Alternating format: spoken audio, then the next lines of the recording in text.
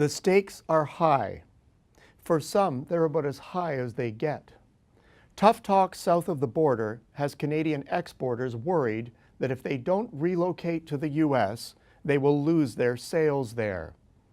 These fears are not made up. They are real. And they're being validated by U.S. buyers who have bought into America First thinking. All year, exporters have been asking me what I think they should do. Clearly, every business situation is different, and the answers have depended on the particulars of the situation.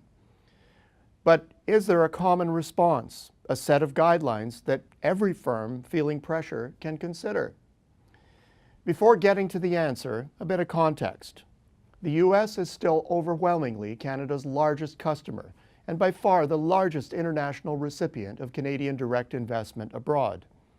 While some characterize this outward investment as bad for the Canadian economy, believing that the money would be better spent here, EDC Economics has always viewed this as a necessary element of integrative trade, an efficient, business-directed expansion of supply chains globally that permits our enterprises to be efficient on a world scale. Without this, sales would at the least be impaired, and at worst, non-existent. This practice has in fact not hollowed out the local economy, but has accompanied a dramatic diversification of Canadian sales to markets all over the world. In a number of industries, it has enabled Canada to achieve a scale of operation and specialization that would be unlikely if simply confined within our own borders. If left free to make efficient decisions about global activities, successful businesses will make the right decisions. Add political pressure, and the game changes considerably. In this case, it's no longer about standing up foreign investments on their own merits, but forcing activity under threat of losing the business, whatever the cost implications are. At first blush, it seems that there is not much choice. Nobody wants to forego hard-won contracts, so the short-run solution seems to favor capitulation. That has been the response of many I've spoken with in the first half of the year, with some even saying that their flag-waving U.S. buyers are willing to pay for it. Does any of this add up, or is there another way we should be looking at it? Those considering relocation for political reasons need to do the math. A first consideration is that U.S. industrial capacity is tight.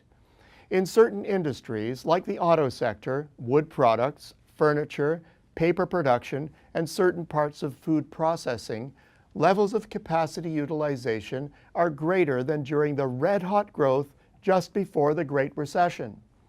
That means that getting into the U.S., already an expensive proposition, is going to be a fight for limited existing capacity and limited capacity to create new capacity. If going, prepare for no vacancy signs. A second factor is the labor market. Even if a firm succeeds in finding space to operate in, there may not be workers to fill it up. The unemployment rate is 4.4% and falling. It hardly ever gets that low. True, there are still ample amounts of displaced workers looking to get into the market, but many of these require training or retraining, possibly an expensive proposition. Okay, assuming success on these first two factors, there's a third.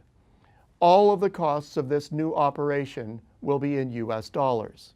That's right, transplant the process and you're now paying roughly 30% more for everything.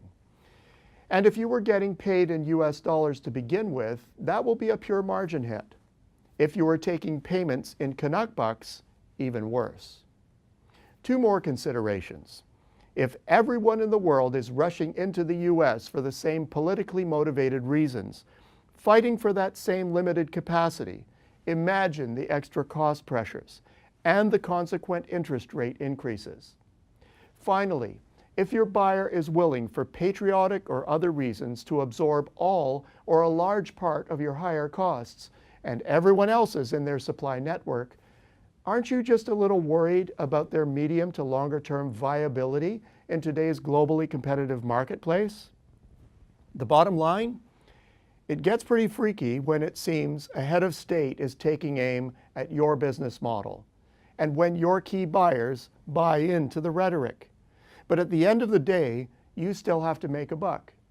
A quick move to hedge your bets could be as costly as standing your ground.